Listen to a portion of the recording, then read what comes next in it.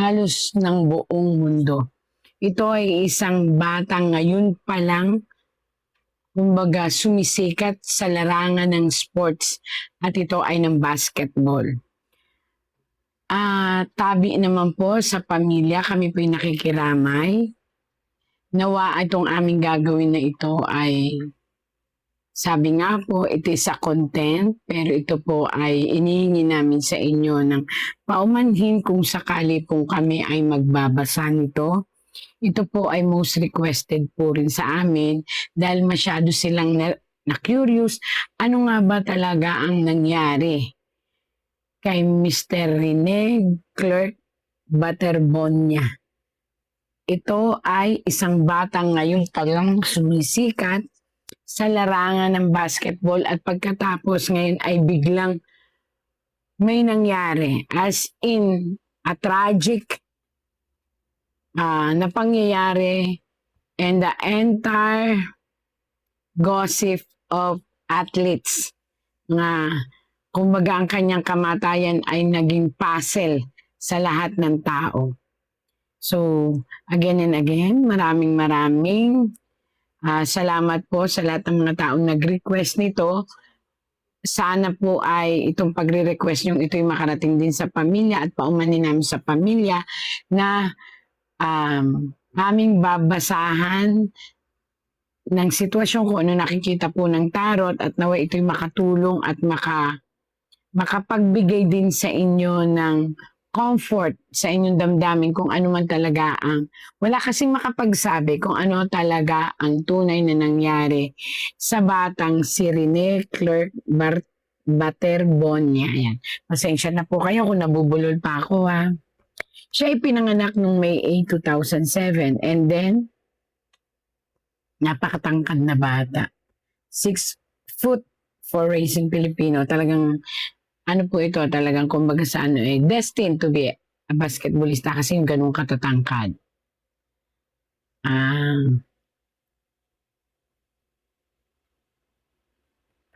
Rene Clark Bobet Baterbonia. Yan. Kasi hindi ko naman po siya talagang personal na kilala. So, kinailangan ko talaga po ang kodiko para makita ang kanyang pangalan. Makita mo sa akin ano ang nakikita mo at talagang kinahantungan ni Rene Clark Bobet Baterbonia. Yan. Oo. Nasaan ka man? Hinihiling ko sa iyo. Ipakita mo sa akin ang katotohanan. Ang tanging katotohanan ng iyong pagkawala. Ano ba ang katotohanan sa iyong pagkawala? Ready.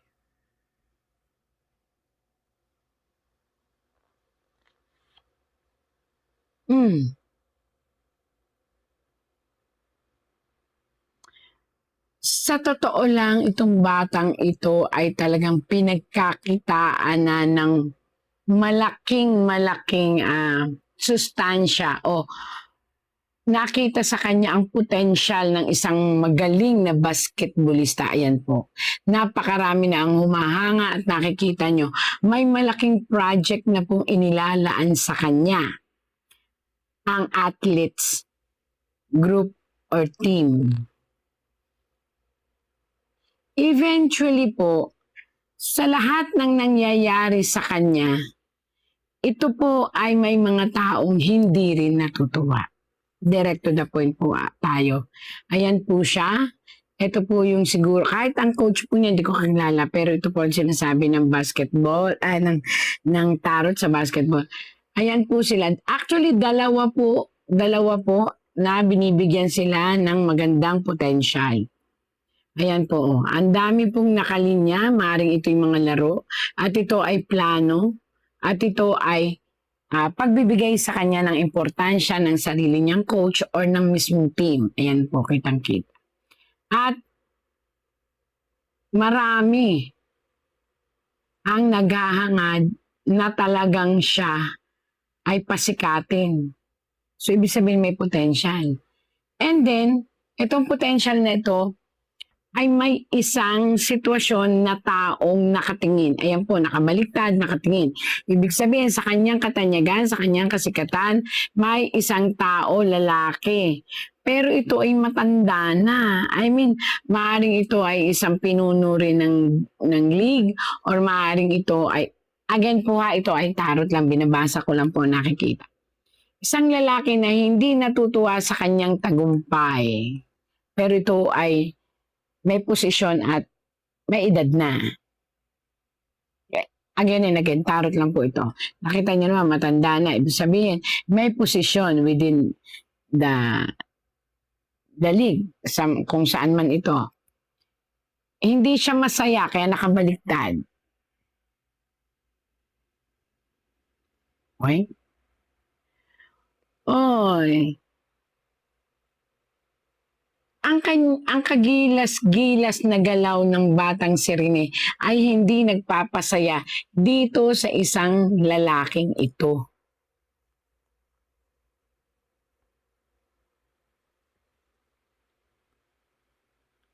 Parang ang nangyayari kasi is may jealousy. So lumabas po rito ay may jealousy. Hindi ko alam kung sino ito, pero ito po ay may mga batang hawak. Alam niyo, parang batang hawak na gusto nila siguro yung kanila ang sumikat or what. Pero bakit lumabas ito dito?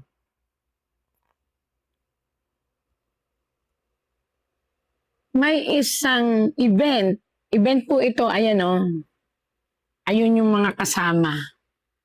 Tapos ito yung si ating Rene. So may practice or I don't know, may mga hawak sila.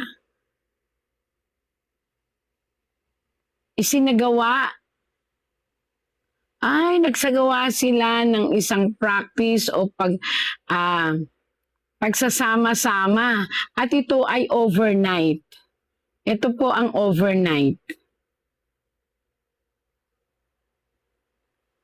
Kung saan nagkaroon ng kasayahan,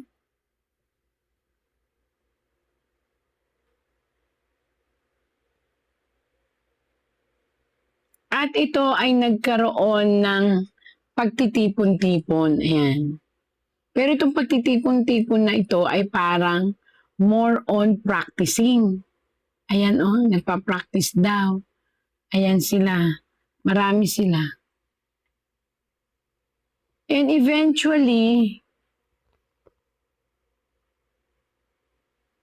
ayon dito, malapit na yung pinaka-main practice nila. Ito ay nagpa-practice sila at inihahanda sila sa malaking event ng paglalaro. What if I told you that the money you send could arrive in under 20 seconds? Ever since I started using Wise,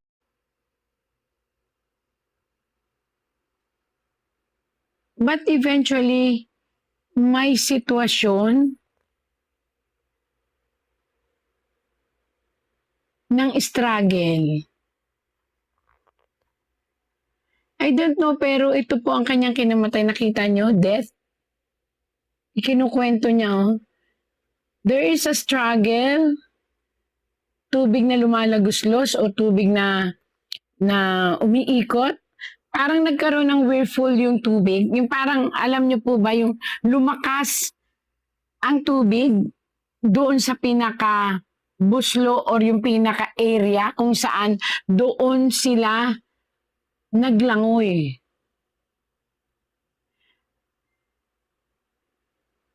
And power play, may I see?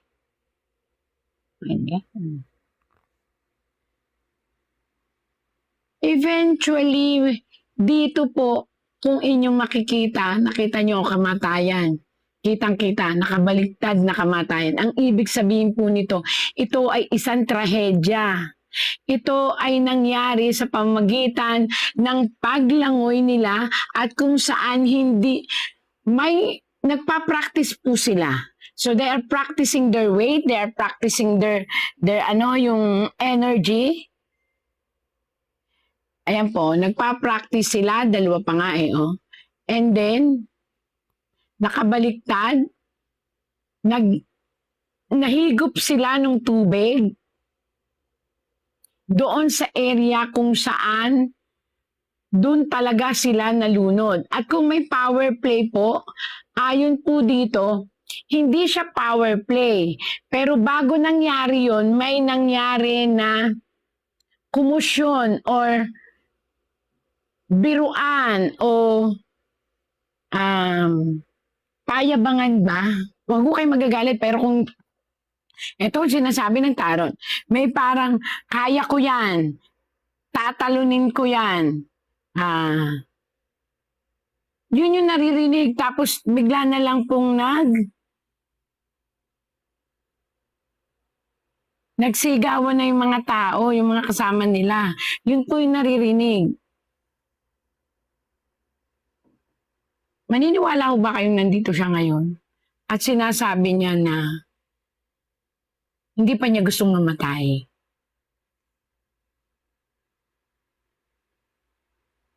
At ewan niya bakit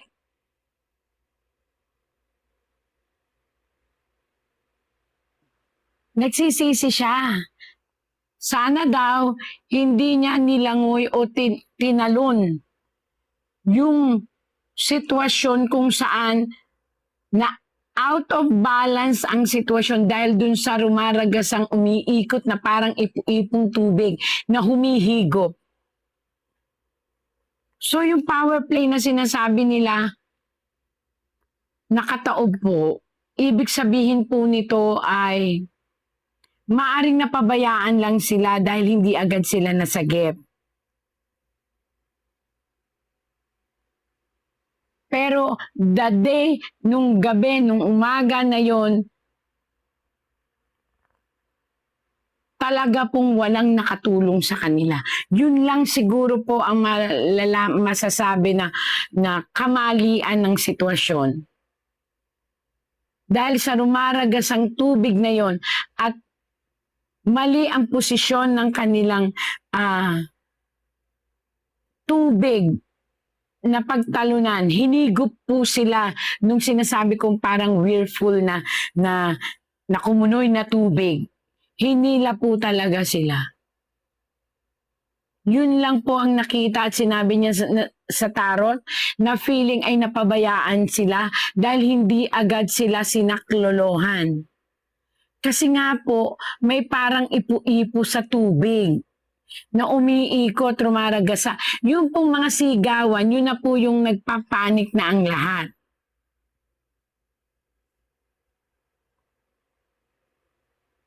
At yung sinasabi nila na may tali sa paa. Actually po ito'y pinapaliwanag niya. Pinapractice po nila kung paano kung paano yung kanilang gaan, mapapagaan sila. Ewan ko, hindi naman ako basketballista, pero yung sinasabi niya, na may inilagay talaga sila, lahat na nagpa-practice, pagtalon kung kaya nila ang buoyancy. Again and again, para po sa pamilya, nakikiramay po ako, pero talagang ayaw pa niyang mamatay. Ang hinihiling lang niya talaga nung araw na yun ay mai-rescue sila. Mai-rescue siya. Siga, yun ang talagang talagang nagtatry siya, tinatry niya talaga na lumutang. Pero hinihigop siya ng umiikot na tubig. Ang lakas, hinihigop siya pailalim. Pailalim ng pailalim. Parang may something na ipo-ipo pailalim ng ipailalim. Yun po ang ipinakikita niya sa akin ngayon. At sabi niya, huwag nang sisihin ng lahat. Hindi ako ganon. Hindi, matino ako. Wala akong something na tinik nung gabing yon, nung araw na yon. Ang sa akin lang, ang sinisigaw ko lang, tulungan ako, maiahon. Pero walang tumulong sa akin. Walang naglakas ng loob. Kasi malakas ang rumaragas ang tubig. Huli na nung ako'y kanilang na-rescue. Yun lang po sinasabi nila. Ito po'y totoo. Galing po ito kay Rene. At sabi niya, bigyan na siya ng katahimikan.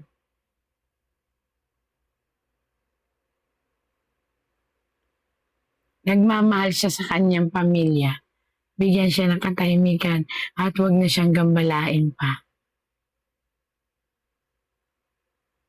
Hindi ko pa gustong pumanaw. Hayaan niyo po ako na may parating sa inyo ang lahat. Hindi ko pa gustong pumanaw. Pero dito ako nagtapos sa buhay na ito.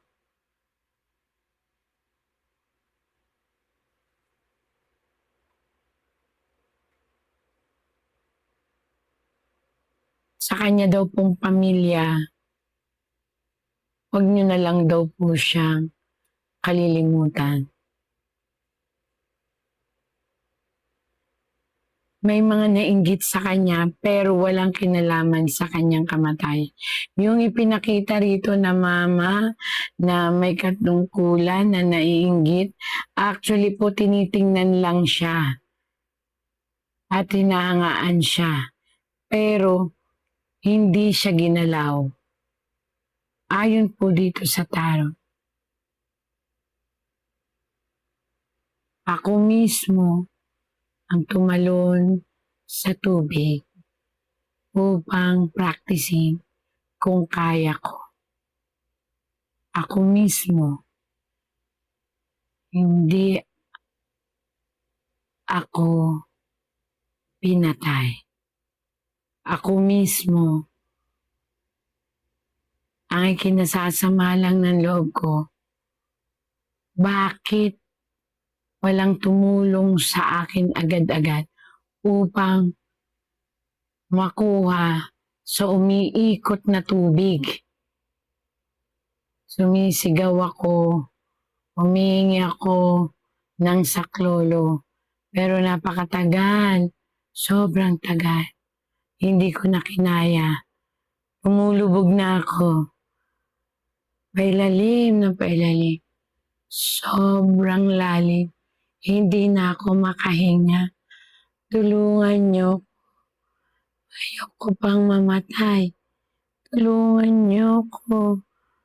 Huwag niyo akong pabayaan.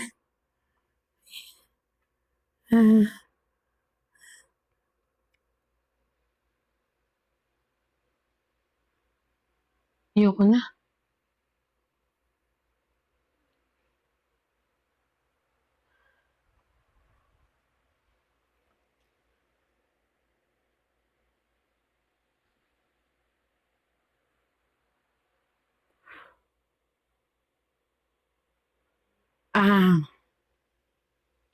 Again po,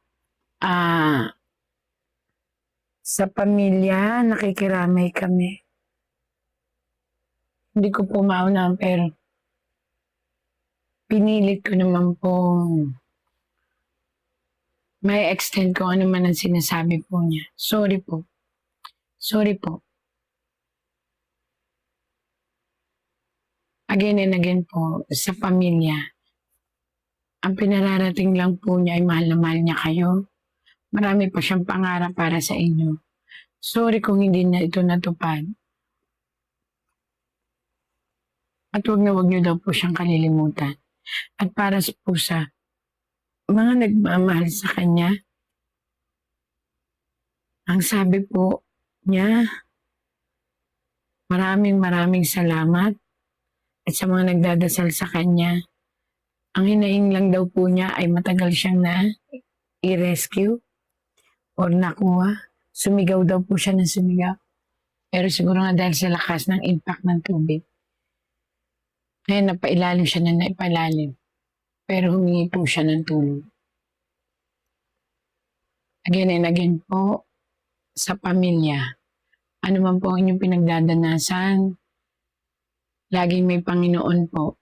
Naway, pabigyan natin ng katahimikan ang kaluluwa ng inyong anak at nawa itong ipinarating niya ay magkaroon ng kaliwanagan sa mundong ibabaw. Isang aksidenteng trahedya na hindi na talaga maibabalik pa. At sana ito'y leksyon na sa mga athletes. Pag sa ganyang mga sitwasyon, mapaglaro ang tadhana, hindi natin masasabi ang buhay. Again and again, ang pag-iingat ay nasa sarili. At ang Panginoon ay laging nakagabay sa atin. Sa iyong kaluluwa, Rene, patawarin mo kami kung sakali at nagambala ka na amin, pero nagamit mo ang aking katawan kanina. Naway makarating ito sa sambayan ng Pilipino at sa mga tagahanga niya. Yun po ay hindi drama, ano pa man. Tandaan niyo po, ang Panginoon ay mapaging mala. God sent miracle every day. Bago daw,